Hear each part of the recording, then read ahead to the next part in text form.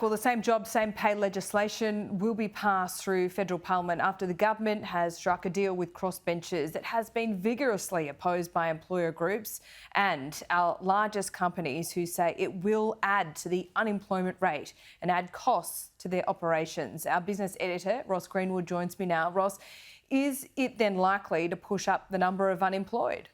Well, that is one of the prospects that the employer groups have certainly warned about, because it's going to push up the price of labour in Australia. And as we know right now, with wages growing faster than inflation, there's real question marks about where the unemployment rate ends up here in Australia. The one reason why the government is in surplus right now is because of the record amounts of taxes it's collecting from individuals because of the almost 50-year low in the unemployment rate.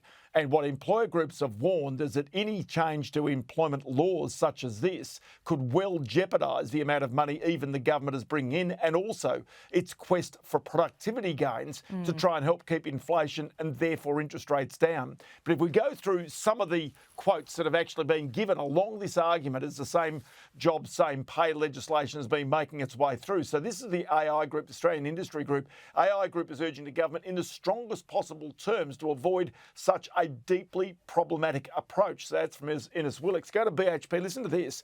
BHP estimates the financial impact of same job, same pay to our Australian operations will be up to $1.3 billion a year.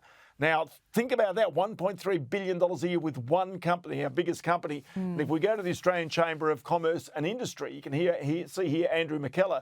Their misguided same job, same pay legislation will serve to corner businesses that are already on the brink, sending them over the edge. So there's a suggestion that even some small and medium-sized businesses could be tipped over if things really do turn down, as we're seeing in our economy right now. And as a result, this legislation could be the final straw. OK, so big businesses certainly will be unhappy about these changes, and Jackie Lambie and David Pocock supporting these changes, particularly when it comes to labour hire. But the bill has been split, so a number of aspects of it have been hived off. They'll be dealt with this year because it seems like they wouldn't cave on these aspects, and that is the casual worker changes, the gig economy reforms.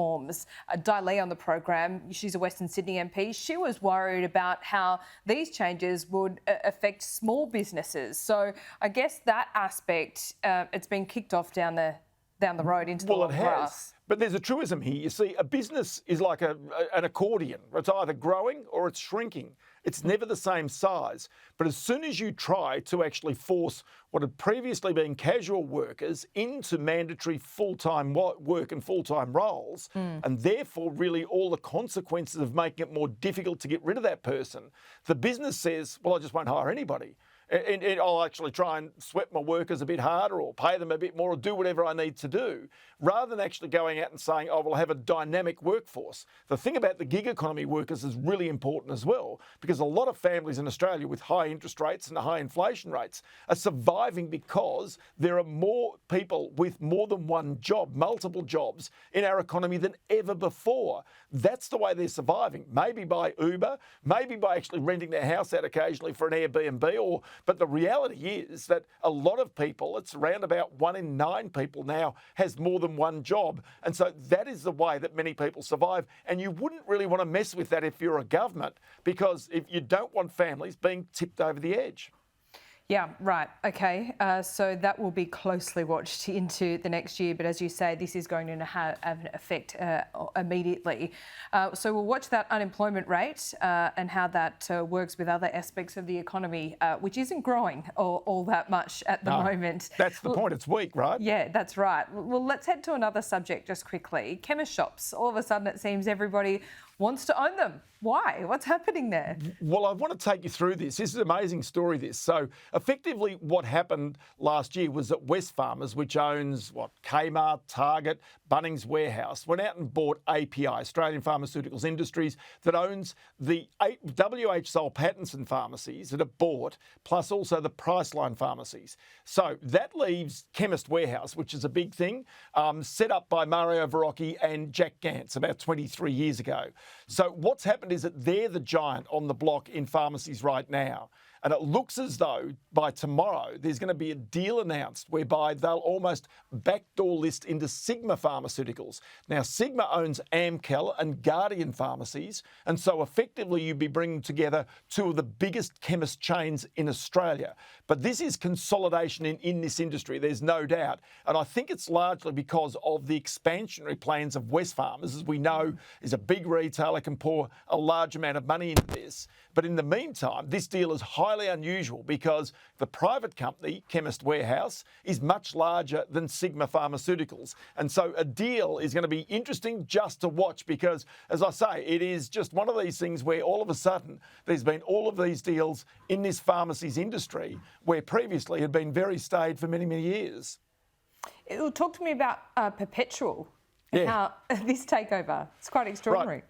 So this is also strange because it sort of almost links into this. WH Soul Pattinson, which owned those pharmacies that were sold off to Australian Pharmaceuticals Industries, is one of Australia's oldest companies. So the Soul Pattinson, their first pharmacy, I think was 1882, which ironically is the very same year that Perpetual was started. One of the fathers of Perpetual, Edmund Barton, Sir Edmund Barton, Australia's first Prime Minister in 1882. Well, today, Soul Pattinson, which is the largest shareholder in Perpetual, has announced a takeover offer for Perpetual. And have a look what their share price has done on the stock market this morning. Right-hand side in that chart, you see it going through the roof. Shares up 8.4%. So two of Australia's oldest companies are seeking a takeover. Perpetual's board has told shareholders it's not enough money, do not accept this offer. But do understand that this is kind of like almost, royalty in Australia of these two companies trying to get together. So just watch that space because it is a big deal, $3 billion, and certainly will have an impact on the way investment markets are moving over the next little period of time. Okay, just quickly, changes at Channel 7, James Warburton stepping down. Yeah, that's right. So this is interesting as well because James Warburton has been the chief executive since 2019. He'd been brought in to replace Tim Warner and now has announced today that at the end of the financial year, as in June next year, he'll be stepping down from the company.